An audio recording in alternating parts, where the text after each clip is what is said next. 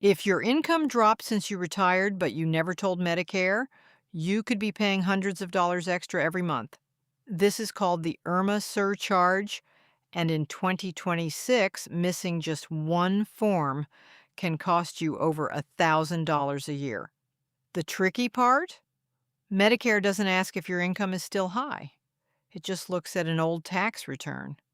Today, I'll walk you through exactly when this surcharge hits, the one deadline that matters, and the simple form that can undo it, sometimes with just one mailing to Social Security. Stick with me because by the end of this video, you'll know exactly what to send in and when to send it. IRMAA stands for Income-Related Monthly Adjustment Amount. It's not a penalty for doing something wrong. It's simply an extra premium Medicare charges when your income is above a certain level. This surcharge has applied to Part B premiums since 2007, and today it affects roughly 8% of people on Part B. That means for most people, this doesn't apply at all. But if your income was higher a couple of years ago, maybe from a work bonus, a home sale, or before you retired, you could be one of that 8% now, even if your income has already dropped. That mismatch is exactly why this surcharge catches so many retirees off guard, and why knowing how to fix it can save you real money every month. So when exactly is the deadline? Here's the good news. Unlike most Medicare deadlines, this one isn't a single date on the calendar. You get a notice from Social Security telling you that you owe IRMAA, and you can file your appeal as soon as you receive that notice. You do not have to wait a full year to prove your income actually stayed lower. You can use an honest estimate of this year's income instead. The real deadline that matters is simpler. File soon after you get the notice and definitely before you assume there's nothing you can do. Waiting doesn't just cost you stress. It costs you money every month.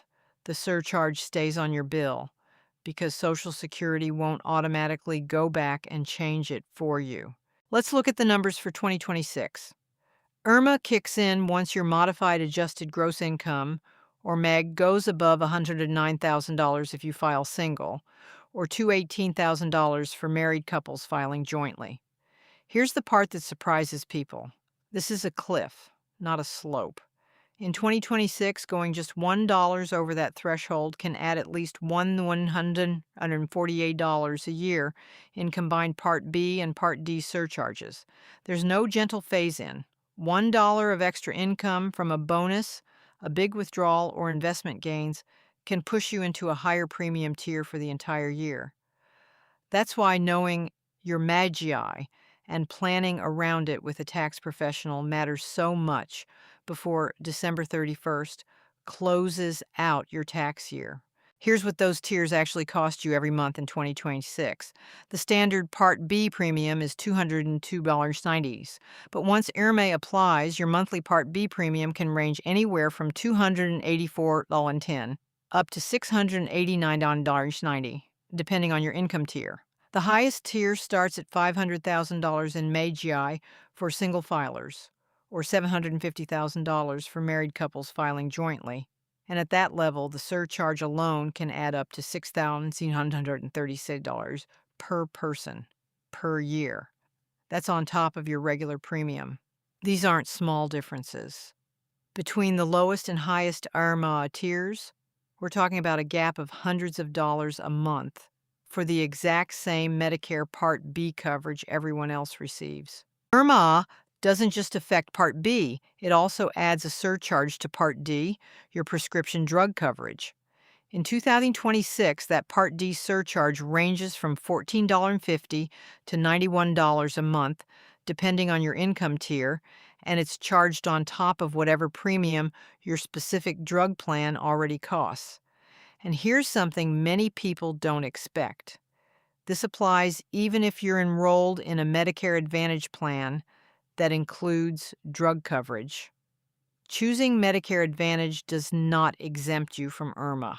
So, if you're budgeting for retirement healthcare costs, You need to add both the Part B and Part D surcharges together to see your true monthly number, not just the Part B piece most people focus on. Here's the part that confuses almost everyone. Your 2026 Medicare premium isn't based on your income today, it's based on your tax return from 2024. That's called the Two-Year Lookback, and it exists simply because that's the most recent tax data the IRS has finished sharing with Social Security. So if you were still working in 2024, earning a full salary, but you retired in 2025, Social Security is still looking at your old, higher income. Your premium this year reflects a job you may not even have anymore. That mismatch is exactly the gap that Form SSA 44 is designed to close, and it's why retiring or any major income drop is worth reporting instead of just accepting the bill. Step 1. Read your IRMAA determination notice carefully.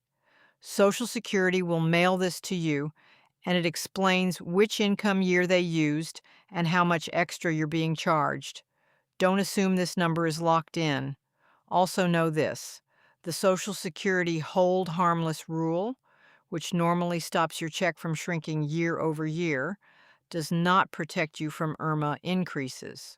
So this surcharge can still raise your costs even in a year when your regular Social Security benefit doesn't drop.